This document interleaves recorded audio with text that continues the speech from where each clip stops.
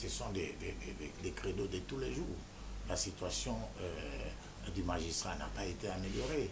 On veut bien, on veut crier à la corruption, mais lorsque vous êtes dans une société pourrie, quoi c'est le phénomène? Parce que les gens, dans notre pays, les gens n'aiment pas le travail bien fait. C'est ça le mal dans ces pays. Dans ces pays, il y a toujours un perpétuel recommencement. Mais cette situation de phénomène avait déjà trouvé une solution. Qui n'a pas vu le travail remarquable qui a été fait à son temps par la police nationale? Et je ne voudrais pas faire la publicité de ça. C'est vous qui le dites.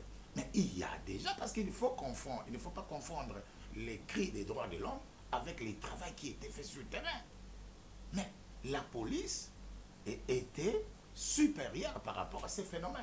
Mais aujourd'hui, la police est d'abord incapable de maîtriser ces phénomènes. Parce que la police fait partie intégrante de la justice. La justice de proximité, c'est la police.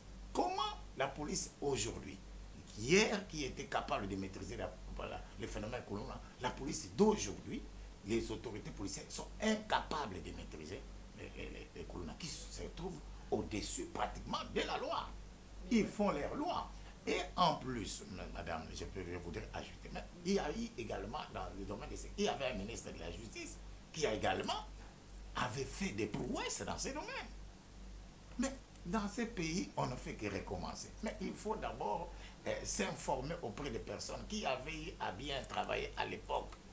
Où est parti les projets Angenga? Où est parti les projets Angenga, les projets Luzumu, etc. Mais il y avait un ministre qui avait mis en place la justice par rapport à ces phénomènes coloniaux.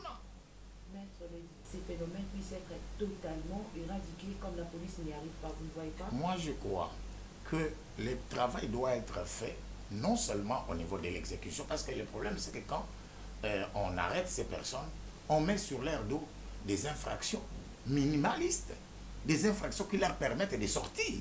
Mais si aujourd'hui que le phénomène Kuluna était érigé en lui-même en infraction, sans victime, parce que je crois que la loi aussi est faite pour ça. Et je crois que nous avons des juristes et nous avons le procès d'université.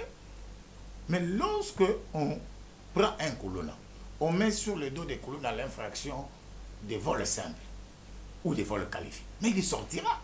Mais lorsqu'on arrête un Kuluna, on met sur son dos l'association des malfaiteurs. Mais il est maîtrisé. Parce que le problème aussi, c'est au niveau de la qualification. Parce que la plupart des gens, la plupart d'OPJ, la plupart des magistrats qui arrêtent ces personnes-là, pensent qu'il faut nécessairement qu'il y ait une victime. C'est à ce niveau-là que vous voyez, chaque fois qu'on arrête, quand il n'y a pas de victime, les personnes sont relaxées. On en parle bien sûr aujourd'hui, mais est-ce que la justice y est-elle sur ce sujet?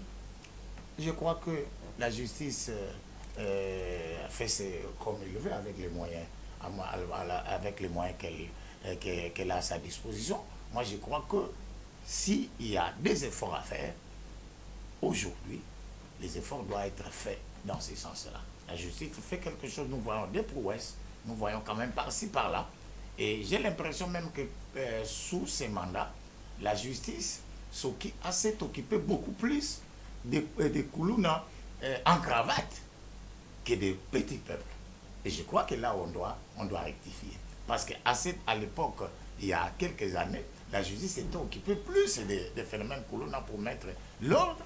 Mais aujourd'hui, j'ai l'impression que la justice doit beaucoup s'atteler sur les petits peuples-là, les Kuluna-là, qui aujourd'hui sont immaîtrisables. Je crois que les efforts ont été faits et nous ne pouvons jeter des fleurs que sur les gens qui ont bien travaillé, mais il y a beaucoup de choses à améliorer dans le secteur de la justice.